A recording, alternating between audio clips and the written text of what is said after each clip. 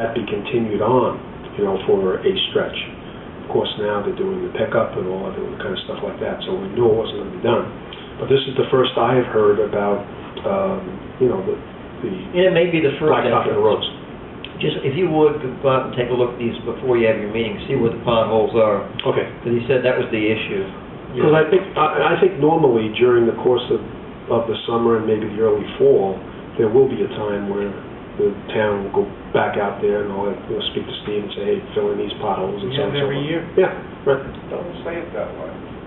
No? What way should I say it? Well, I'm only saying it because of the fact that we discussed this 2 or 3 years ago about putting money in the budget for this, and I don't think they put money in the budget for it, meaning joint rec. And did they or didn't they?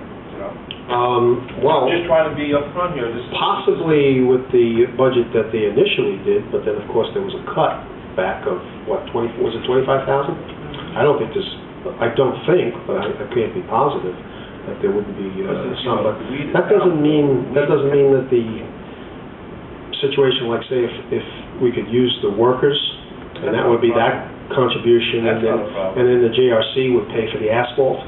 That type of thing. That's not a problem. It's just that, I think I made it clear a couple of years ago, not my position, but the position that it's better that it comes from, parkland fees and so forth, because that comes from people that move in here versus going from tax dollars that we, like if Steve was to use all his patch money for that, because the one year he put 800 ton in there.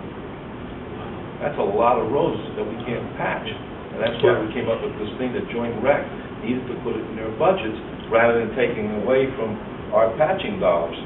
And I think the one year they did do that, but I don't know if they did it. Was that in recent times that they put 800 ton in there? Oh, yeah. Well, that's another matter, too, because we're the ones that are always going out there. That's the town and village property.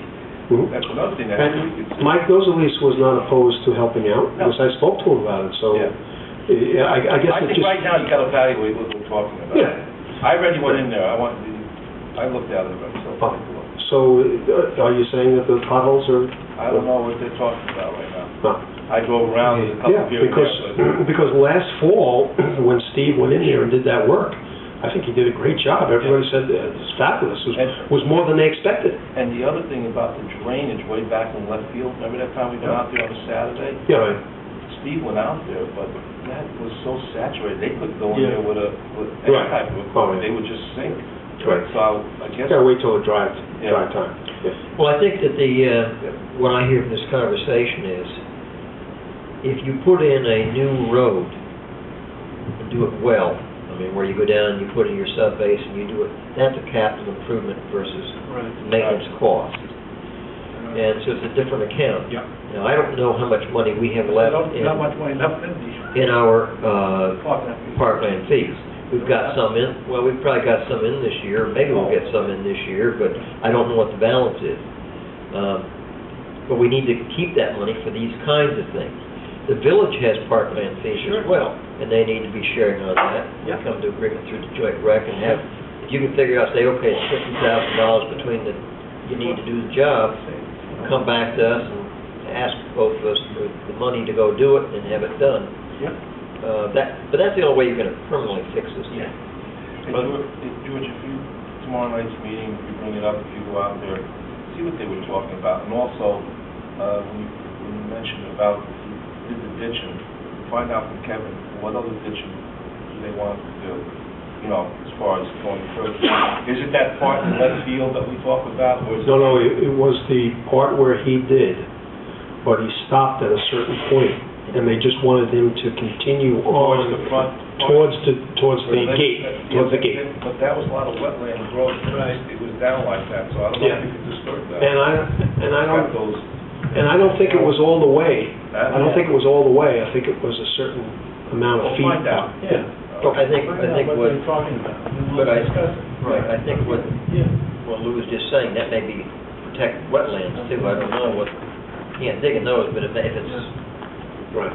Who knows? It's low there, so the water does run. And if you notice, when you run where you go out, he did clean that, and the rest of it sort of just runs through that wetland stuff. Mhm. But find out. Okay. All right, good. So this way, we're all in tune together rather than not being in tune together. Okay. I don't want to hear it. Let us know on Thursday night what goes on tomorrow night, then, if you would. Then the last item, or next to the last item, is the Orange County Comprehensive Plan, Draft Water Master Plan. I put a copy of this in your folders. It's got the cover letter from, addressed to me and Ralph Huddleston, and signed by the, Mike Pillmeyer, the chairman of the county legislature. And basically, it's three parts. It's got the land use part, it's got the housing and neighborhood preservation part, and then it's got the draft water master plan. If you look through that, it takes about 35, 40 minutes to read it all.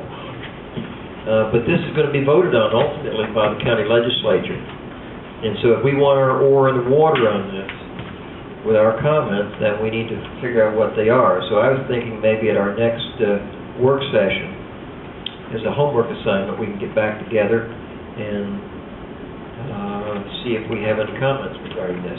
I have a couple of them after going through it, so.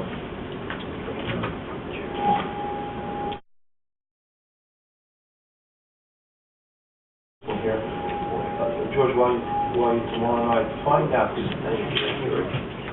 says about the backfield, because you know when you come in that last entrance and you go all the way past the soccer field and make a right when you go up, there's really no road there, that's all gravel. So I don't know if they're talking about... No, it's not there, it's the road going into it. That road, no, by the way, that road going into it, there's nothing really wrong. Good, well, maybe I didn't understand. That's why we need clarification. You need to go out and see what it is. Because then as you go around that bend heading to the Pony Leaf field, which I call the senior field, that starts to get a little rough because it's a road. Basically dirt. And then when you come to the stop sign after where you saw the ditching, that's the only spot that has some stuff. So that's why if you take a ride out there, see what I see and then talk about it. Okay. So. The last item I have is, we've got another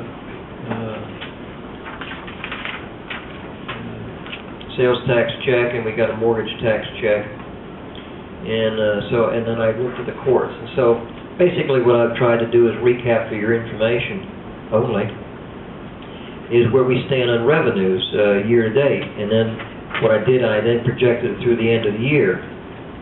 And so in the courts, which is fun day, the trend currently would be, if I take the first 3 months and divide through that number times 12 months, it looks like we could collect $304,034. Our goal this year in the budget was $380, so that would put us about $46,000 less than goal. In mortgage tax, our first check was $165,799, and we get this twice a year.